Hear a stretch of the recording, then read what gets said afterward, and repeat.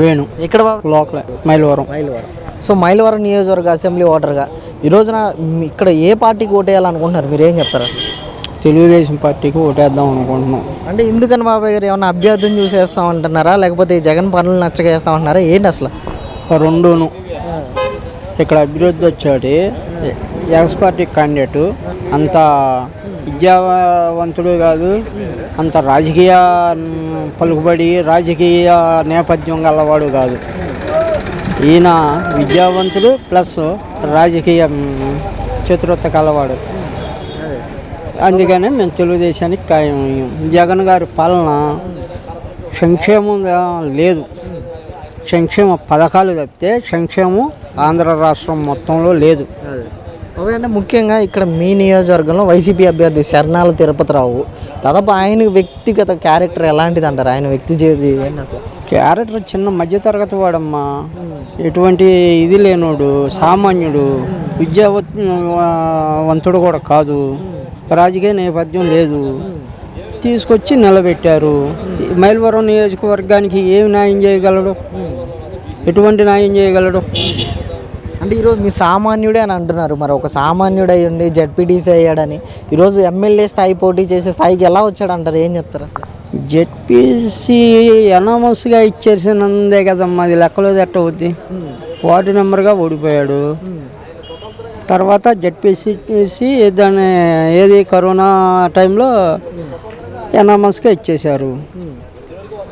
ఓట్లు పడి గెలుపొందితే దానికి ఒక వాల్యూ, ఎనామస్కి ఇచ్చిన దానికి ఇదే ఉందమ్మా. అంటే ఇప్పుడు ఆయన ఎమ్మెల్యే అభ్యర్థికి అర్హత ఉందంటారా, ఏంటి అసలు? అర్హత అంటే మరి ఆయన జగన్ గారు ఏం చూసి ఇచ్చాడు ఆయనలో? మాకంటే అది పరిస్థితి. అంటే ఈసారి నేను గెలుస్తాను ఇక్కడ అని చెప్పి ఆయన మాట్లాడడం, కానీ ప్రజల మధ్య ఉంటున్నాను నేను, ప్రజల మనిషిని అని చెప్పి అంటూ ఉన్నారు, ఏమంటారు మీరు? ఎవరైనా చెప్పేది కామనే కదమ్మా.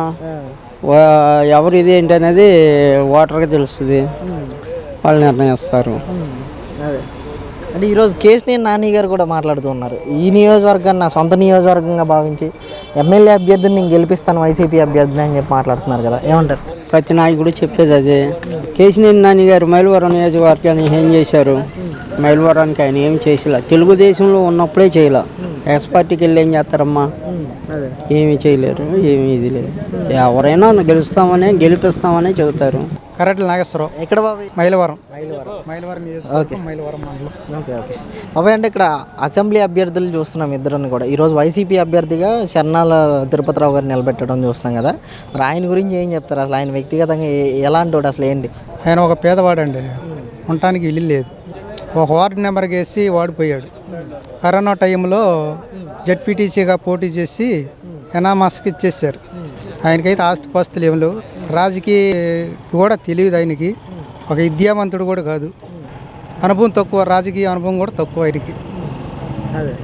అంటే ఈరోజు ఆయన మీద చాలా ఆరోపణలు వస్తున్నాయి కదా బాబాయ్, గతంలో ఎన్నో అరాచకాలు చేశారు జెడ్పీటీసీగా ఉండి అని చెప్పేసి, ఎంతవరకు వాస్తవం ఉందంటారు? జెడ్పీటీసీగా ఉండి అరాచకాలు చేశారు. అలా ఇదే చెప్పుకోవాలంటే చెప్పుకుంటా పోతే చాలా ఉంటాయి, అవన్నీ ఇక చెప్పుకోదలుచుకోలేదు మేము కూడా కొన్ని.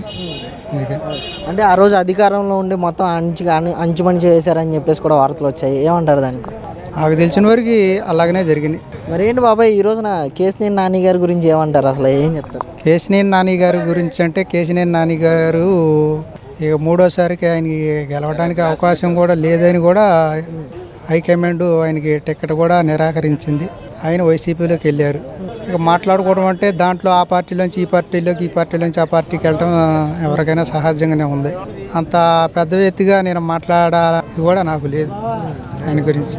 అంటే ఈరోజు జోగి రమేష్ గారు కలవ చేసుకుంటున్నారు మైలవరం నియోజకవర్గంలో ప్రతిసారి కూడా అని చెప్పి చాలా వార్తలు వస్తున్నాయి.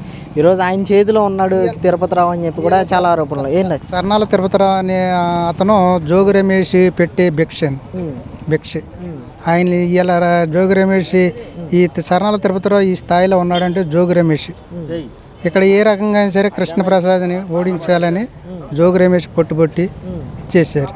ఇక్కడి నుంచి తీసుకెళ్ళి జగన్మోహన్ ముఖ్యమంత్రి గారి దగ్గర సమావేశంలో చేర్పించి బీసీ నాయకుడని తీసుకెళ్ళి జోగి రమేష్ గారే చేశారు. అంతకు తప్ప వాళ్ళు సర్నాల తిరుపతిరావు అనే అతన్ని ఎదరబెట్టి వీళ్ళంతా వెనకాల నుండి నాటకం ఆడుతున్నారు. పాపం ఆయనకి ఏమి తెలియదండి, సామాన్య వ్యక్తి. అంటే ఈరోజు సామాన్యులు నేను బీసీలకు టికెట్ ఇచ్చాను, ఆయన బీసీలకి అన్యాయం చేసింది తెలుగుదేశం పార్టీ అని చెప్పి చాలా ఆరోపణలు చేస్తున్నారు. ఏం చెప్తారు? 2082 కానీ 1982 కాడి నుంచి కూడా బీసీలకి, ఎస్టీలకి, ఎస్సీలకి తీసుకొచ్చిందే మహానేత నందమూరి తారక రామారావు గారు పెట్టిన భిక్ష. బీసీలు కానీ, ఎస్టీలు కానీ, ఎస్సీలు కానీ ఆ రోజున అందరిని తీసుకొచ్చింది కూడా ఇవాళ తెలివిగా ఉన్నారంటే ఆ ఎన్టీ రామారావు గారు తీసుకొచ్చిన పార్టీ వల్లే. ఆయన తెలివితేటలు నేర్పాడు.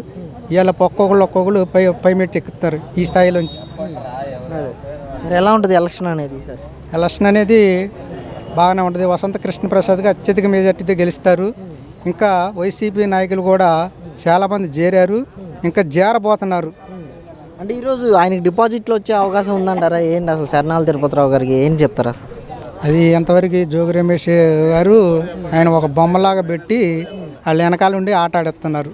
అందుకని అంతగా తప్పితే ఆయన పాపం ఏం తెలియదండి సర్నాల తిరుపతిరావు.